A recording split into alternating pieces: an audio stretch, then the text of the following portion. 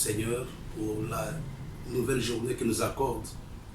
J'aime les paroles de David qui dit, voici la journée que l'Éternel a faite pour nous, que ce soit pour nous un sujet de joie et d'allégresse. Nous sommes reconnaissants au Seigneur pour tout ce qu'il fait, pour chacun d'entre nous. Nous bénissons aussi le Seigneur pour la vie de son serviteur, notre frère, le bishop Ruffin qui est à Brazzaville, pour la grâce qu'il nous accorde de travailler dans sa communauté. Ce matin, nous voulons continuer avec l'enseignement que nous avons introduit le mardi passé, les 10 vérités que nous devons connaître. Et si vous vous rappelez, lors de la séance introductive de mardi, j'avais parlé d'une vérité qui était importante, se battre pour... Il y a une bataille pour ta destinée. Et nous avons vu le cas de certaines personnes qui avaient été disqualifiées ou qui avaient eu des problèmes par rapport à leur destinée. On a parlé de l'exemple du roi Saül, quand bien même Dieu l'avait choisi.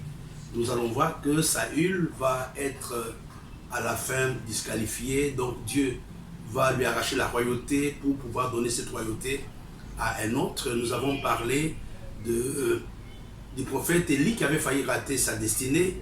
Nous avons parlé de Samson, quand bien même c'était un homme mystique, un homme prophétique qui était venu avec une mission bien précise. Nous avons vu qu'il fallait qu'il puisse se ressaisir pour qu'il puisse entrer, pour qu'il puisse accomplir la mission pour laquelle il avait été envoyé.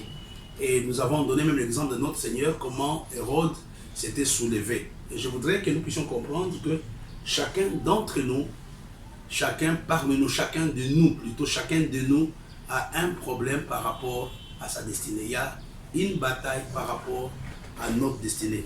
Il y a 2 vérités que j'aimerais que nous puissions comprendre. Parce que si nous comprenons ces vérités, c'est plus facile que nous puissions comprendre la suite de l'enseignement que nous allons donner.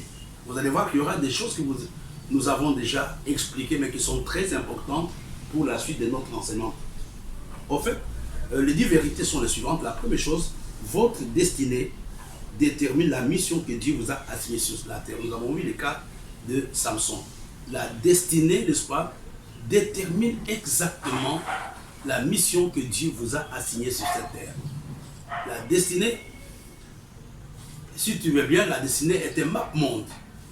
C'est une boussole qui détermine où tu dois aller, ce que tu dois réaliser avec Dieu sur cette terre. N'oublions pas, lors de la séance passée, j'avais parlé d'un élément important. J'avais parlé du péché. J'avais dit que le péché était déterminé par 3 choses. La première chose, j'avais parlé du temps de Dieu. Quand nous faisons des choses en dehors du temps de Dieu. La deuxième chose, le lieu. Quand nous faisons des choses qui ne cadrent pas avec le lieu où Dieu nous veut. Et nous avons parlé aussi de la méthode ou des moyens que nous utilisons pour pouvoir réaliser la destinée. C'était des enseignements, l'enseignement que j'avais donné lors de la séance du mardi passé. Et vous comprenez que dans la destinée, il y a le timing de Dieu. Dieu sait exactement à quel moment tu dois faire ceci ou tu dois faire cela. Dieu sait exactement avec qui tu vas le faire. Dieu sait exactement quelles sont les personnes qui doivent t'accompagner dans ta destinée. C'est la raison pour laquelle je dis la destinée détermine la mission que Dieu t'a assignée sur cette terre. Donc tu ne peux pas faire autre chose. Ne pense pas que tu es en train de créer des choses. Non, mon frère. Tu es seulement en train d'accomplir les œuvres que Dieu a préparées pour toi d'avance. Les œuvres que Dieu a préparées pour nous d'avance, c'est ce que nous appelons notre destinée. Et il est important d'avoir le discernement, de savoir est-ce que ce que je suis en train de faire cadre avec la volonté de Dieu. J'ai donné l'exemple dans le livre de Deutéronome où j'ai dit, Dieu leur dit, écoutez, il y aura des combats, mais ne combattez pas Moab, parce que Moab ne fait pas partie de votre programme. Il y a beaucoup de choses que nous faisons qui nous font perdre le temps. Pourquoi? Parce que nous ne sommes pas en train de faire notre destinée. Je n'ai pas le nom exact, mais il y avait un grand homme de Dieu, un Américain, qui avait une très grande église, qui a eu beaucoup de succès. Avec des milliers et des milliers de personnes, tout ce qu'il faisait lui réussissait. Mais vers la fin de sa vie pratiquement, il était déjà un homme d'un certain âge, je n'ai pas le nom exact, mais Dieu lui dit qu'il n'a pas appelé au ministère pastoral, mais qu'il était prophète. Il fallait qu'il laisse la direction de l'église à son fils. Et c'est ce que cet homme avait réalisé. Je me rappelle avec le dessin, le défunt Maurice Sello. Il faisait des croisades en plein air. Je me rappelle lors de sa dernière croisade, c'était en Tanzanie, j'étais encore jeune, il devrait avoir une grande croisade en Tanzanie. Mais pendant qu'il se préparait pour aller, c'était une croisade en plein air. Dieu lui dit non, ce n'est pas lui qui allait prêcher. Lui, désormais, il allait faire des conférences dans la salle. Donc, il ferait des conférences payantes. Il est parmi des gens qui ont fait des grandes conférences en salle et des conférences qui ont eu un grand succès. Pourquoi? Parce qu'il était dans sa destinée. La destinée détermine la mission que Dieu vous a assignée sur cette terre. Ne vivez pas selon les circonstances, mais vivez selon la destinée. Il y a des choses qui vont arriver sur votre parcours, qui vont vous amener à vous adapter à la conjoncture. Mais dans la plupart des cas, nous sortons du plan de Dieu.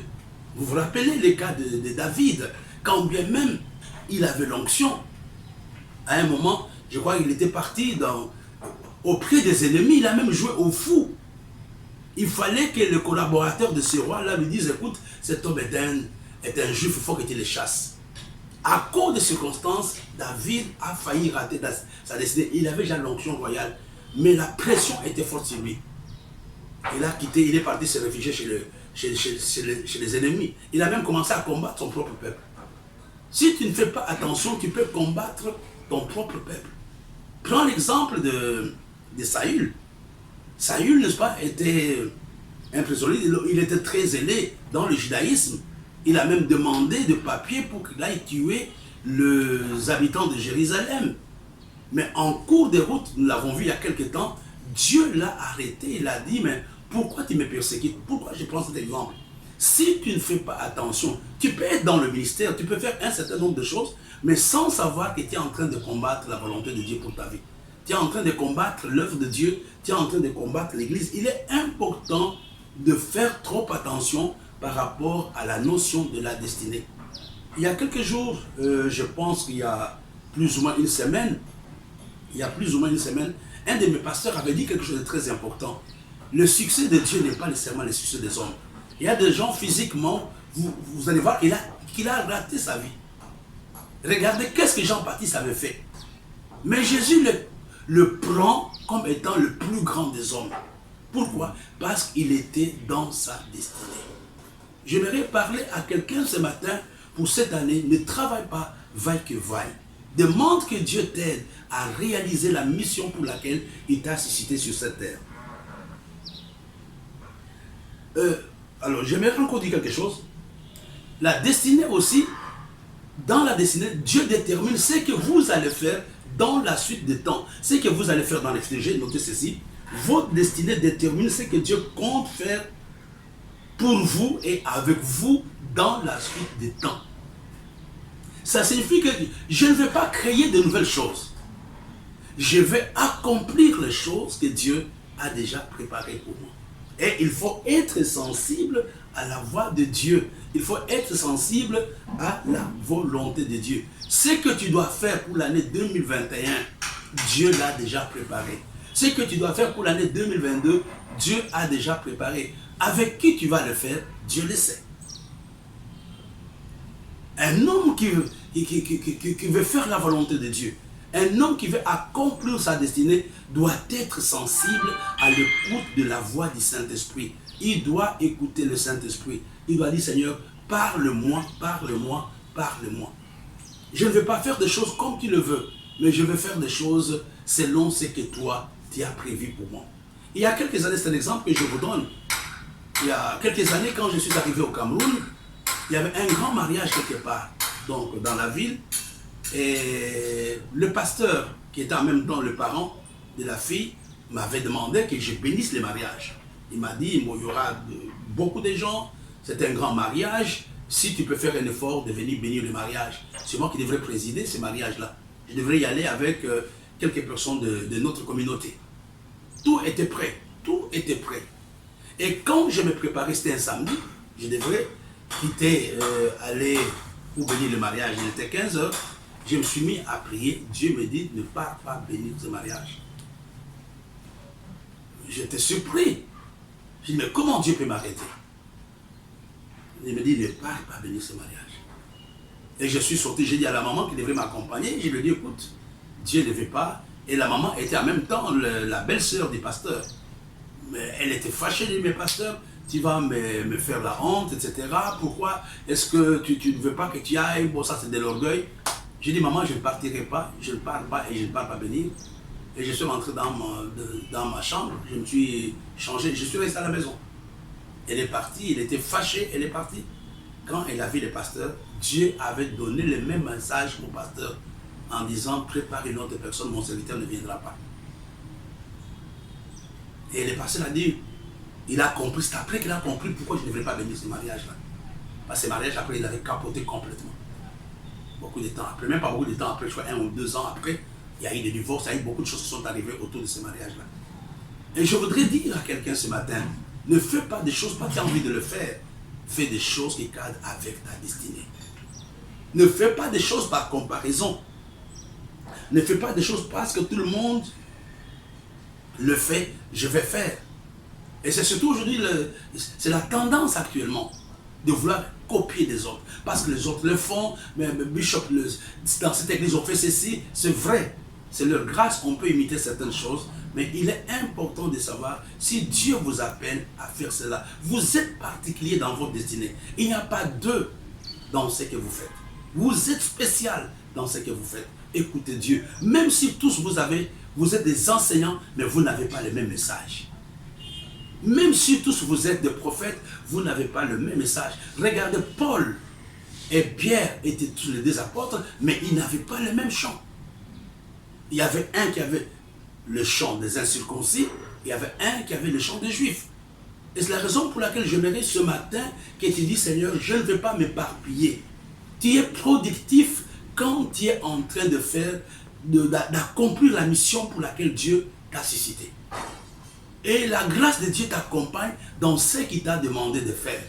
Il y a quelques jours, j'ai dit, ne cours pas parce que tu as envie de faire quelque chose. Fais des choses selon le don et la grâce que Dieu t'a faite. Ce n'est pas parce que j'ai envie de faire.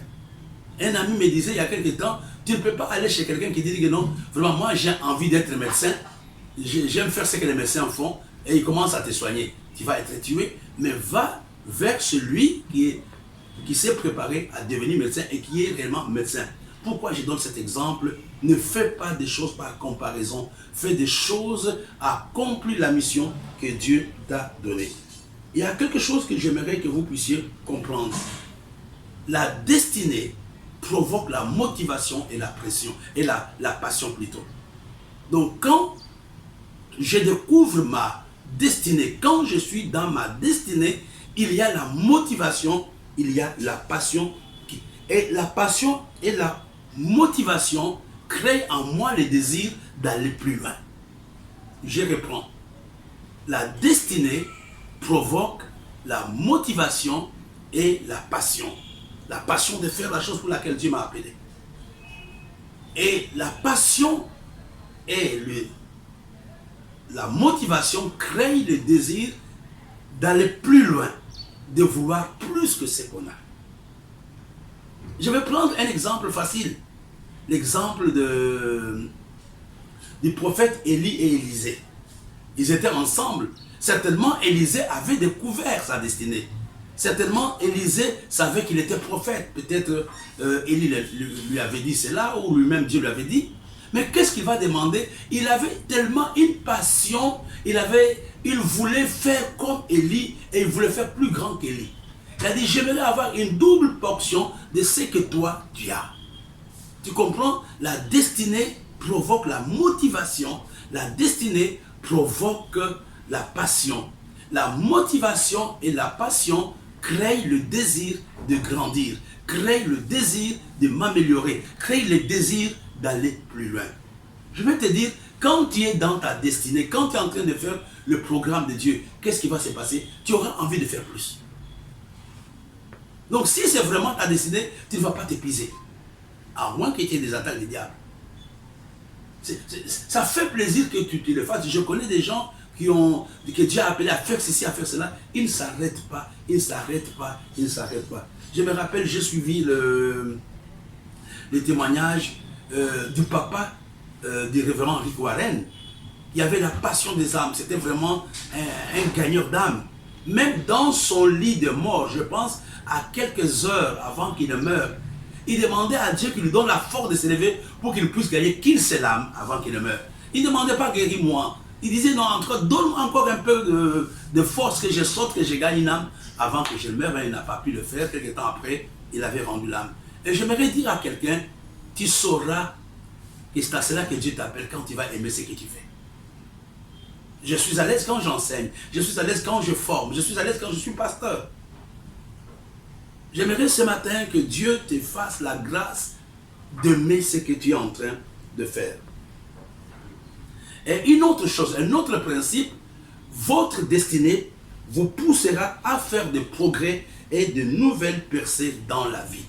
Quand j'aimerais que tu comprennes que la destinée te pousse à aller plus loin. Tu dois, cette année, ne pas t'arrêter, parce que tu n'as pas encore atteint même les 1/10 de ce que Dieu t'a demandé de faire. La destinée me pousse à faire des progrès.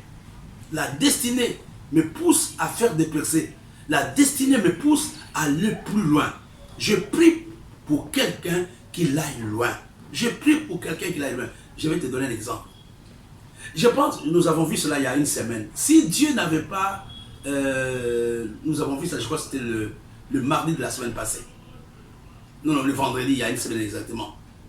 Regarde, quand Élie était... Pas Élie, Joseph était dans la maison. C'était une situation confortable. Parce que c'était lui qui était le patron de toutes les choses qui étaient là. Et la femme de Potiphar voulait lui faire la cour. Elle a dit non, moi je ne vais pas. Pourquoi? Parce qu'Élie s'attendait à autre chose. Je ne veux pas que tu sois content du peu que tu as. Cette année est une année où tu dois faire des progrès. Est une année où tu dois désirer plus. Sois comme Élisée, aie cette soif d'avoir une double portion. D'avoir plus que ce que toi tu fais. De faire plus que ce que tu as pu faire l'année passée. Alors, un autre principe par rapport à la destinée, j'en ai parlé le vendredi passé. Comprendre où est dans sa destinée n'est pas synonyme qu'on n'aura pas de problème, qu'on n'aura pas de combat. Tu peux vraiment être dans ta destinée, mais tu seras aussi en face des problèmes, tu seras en face des difficultés, tu seras en face des combats. Ne change pas ta destinée à cause des combats. Il y a un texte que j'aimerais que tu comprennes, je crois, c'est dans le livre de 1er Thessaloniciens, chapitre 3, verset 3. J'aime bien ce texte. C'est l'apôtre Paul qui parle. On peut commencer à partir du verset 1 jusqu'au verset 3. C'est pourquoi, impatients que nous étions, et nous décidant à rester seuls à Athènes, nous envoyâmes Timothée, notre frère, ministre de Dieu, dans l'évangile de Christ, pour vous affermir et vous exhorter au sujet de votre foi. Le verset 3. Afin que personne ne fût ébranlé au milieu des tribulations présentes, car vous savez vous-même que nous sommes destinés à cela. Je réponds. Afin que personne ne fût ébranlé au milieu des tribulations présentes, car vous savez vous-même que nous sommes destinés à cela. Je ne veux pas que quand vous passez par des problèmes, que vous mettiez toujours tout sur le dos du péché, sur le dos des démons. Mais bien aimé, le fait de comprendre ma destinée n'est pas synonyme que je n'aurai pas de problèmes. Que je n'aurai pas de problèmes. La destinée n'est pas synonyme qu'il n'y aura plus de preuves, qu'il n'y aura pas de combat, qu'il n'y aura pas de difficultés. Le livre des Thessaloniciens nous dit, nous sommes destinés à avoir des tribulations. Je n'ai pas dit de créer des tribulations, mais à cause de la présence de Dieu dans notre vie, nous serons régulièrement en face des combats. Mais ne cède pas. Tous les hommes de destinée ont eu des combats dans leur vie. On a vu les exemples types. Nous voyons le Seigneur Jésus qui était le Fils de Dieu. Il a eu des combats depuis sa naissance avec les Juifs qui l'ont même crucifié. Nous voyons le jeune David que Dieu avait appelé à être roi. Il va combattre Saül, qui était son prédécesseur. Il aura le problème avec tout le roi voisin. Pourquoi? Parce qu'il avait une destinée.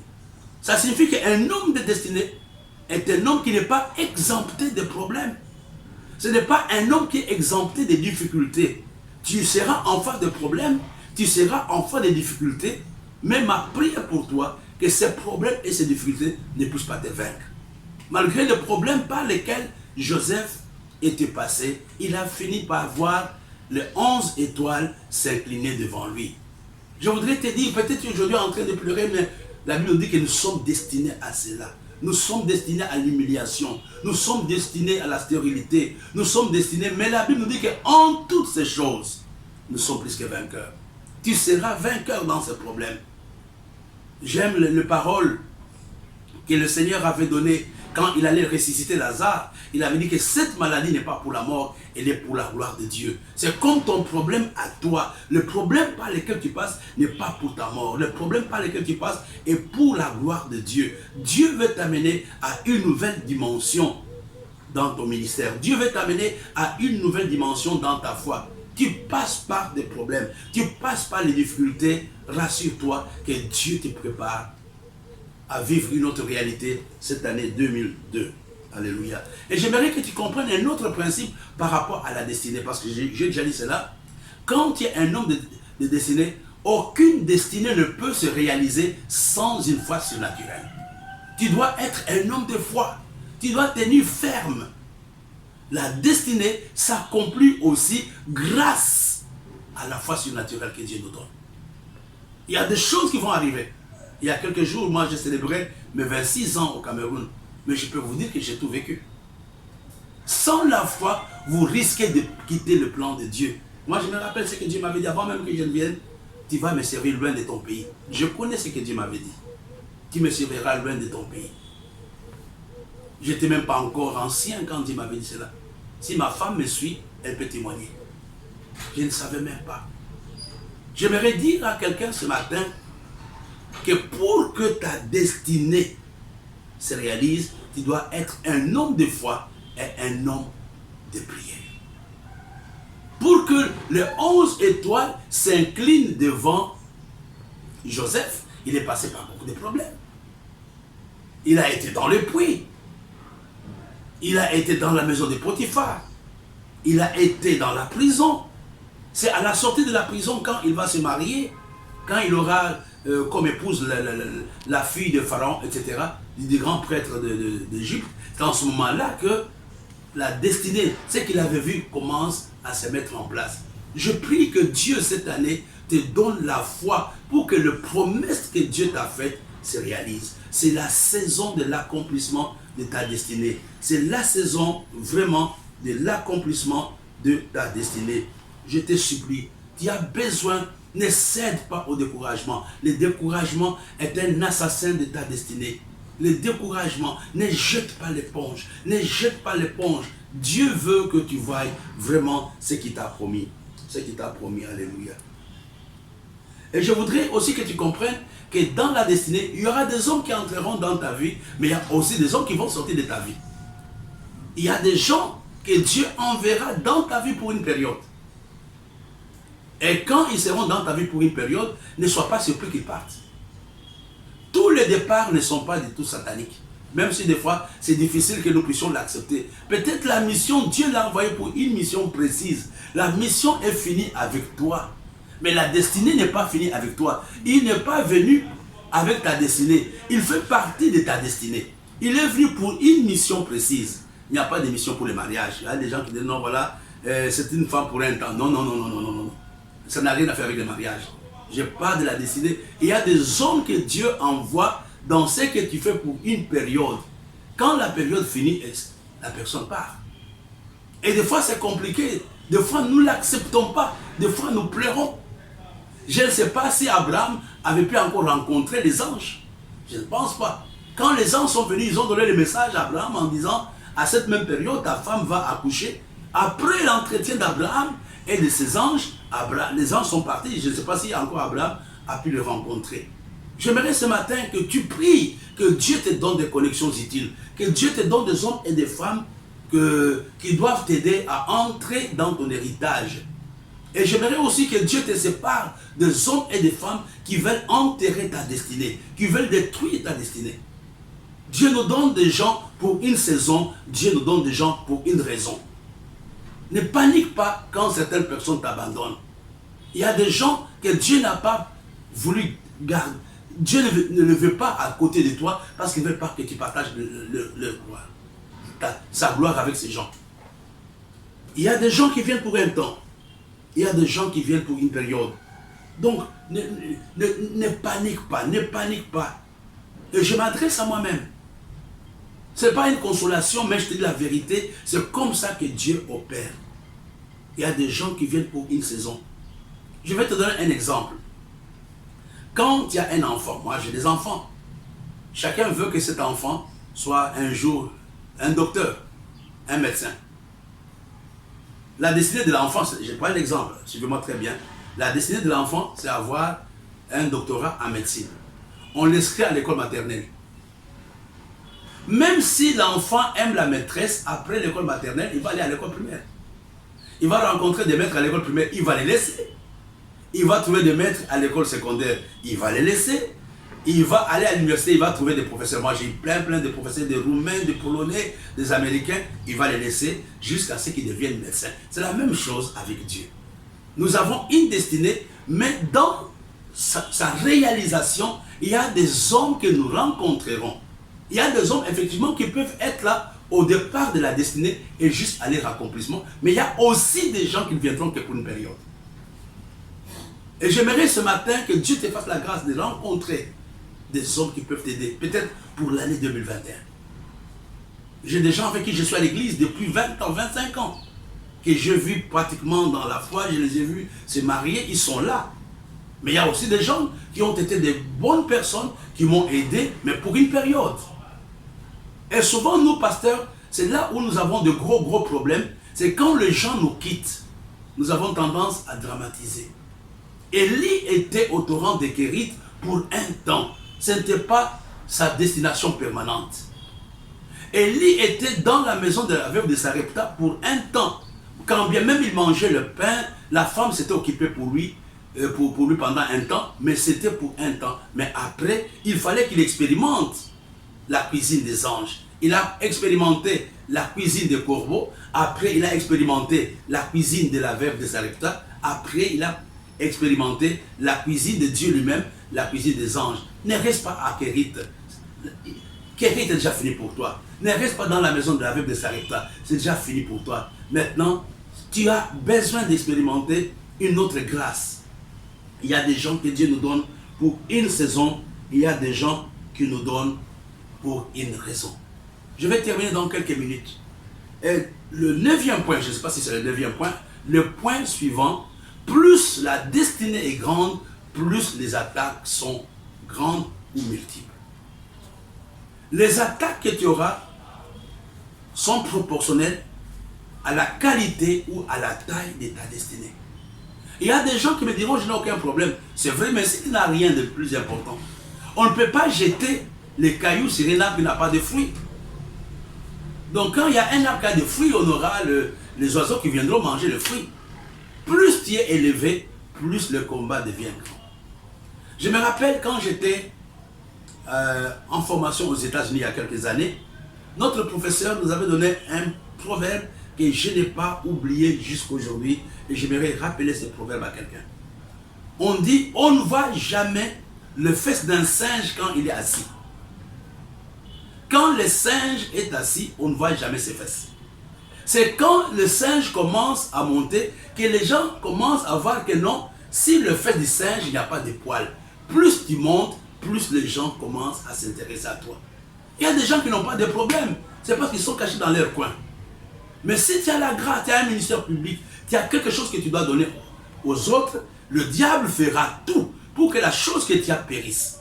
Pour que la chose que tu as meure. Regardez comme Joseph, donc son appel, sa destinée était de sauver tout un peuple. Non seulement de sauver sa famille, mais de sauver tout un peuple. C'est grâce à Joseph qu'Israël a été préservé, non seulement conservé, mais préservé aussi. C'est grâce à Israël que la famine n'a pas été détruite les Égyptiens. C'est grâce à la grâce de Joseph. Mais à cause de cette destinée qui était grande, nous voyons les problèmes par lesquels Joseph était passé.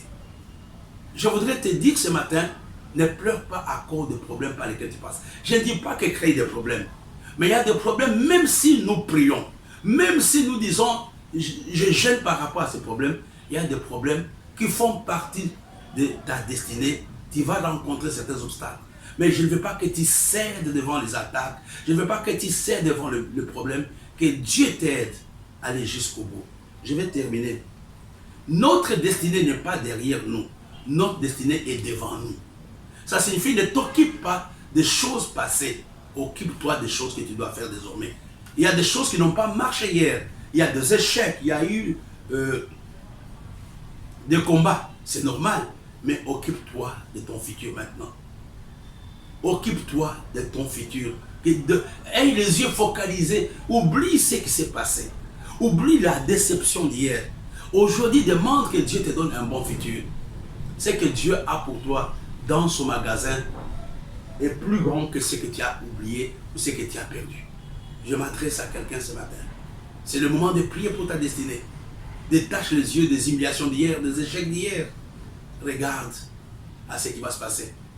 Et c'est comme une femme. Quand une femme accouche, elle ne va pas vous raconter, elle dira seulement je suis content, j'ai eu un garçon. Elle ne va pas te dire qu'elle avait craché. Elle ne va pas te dire qu'il y avait des insomnies qu'elle faisait. Elle ne va pas te dire qu'elle avait saigné, mais elle a seulement la joie d'avoir un enfant. Tu vas enfanter mon frère et ma soeur. Ta destinée n'est pas derrière toi. Ta destinée est devant toi. Occupe-toi plus de ce que Dieu veut faire. Ne t'occupe pas de toutes les déceptions d'hier. Ça a été un plaisir, mes bien-aimés, d'être avec vous ce matin. Hier, c'était la fête de la jeunesse au Cameroun. Nous voulons en profiter pour souhaiter une très bonne fête de la jeunesse à tous les jeunes du Cameroun et à tous les jeunes de la communauté du Rocher. Donc le mercredi, je pense, le mercredi 17, nous commençons un séminaire atelier sur l'église que le diable redoute. Nous aurons l'occasion de parler pendant la même semaine. Nous allons avoir des soutenances de mémoire des étudiants qui vont venir de Port-Gentil, qui vont venir des Douala. Nous prions que Dieu nous aide, que les frontières soient vraiment ouvertes et que le Covid n'empêche pas d'avoir des journées ouvertes. Que Dieu vous bénisse. Accrochez-vous à votre destinée. Tenez ferme.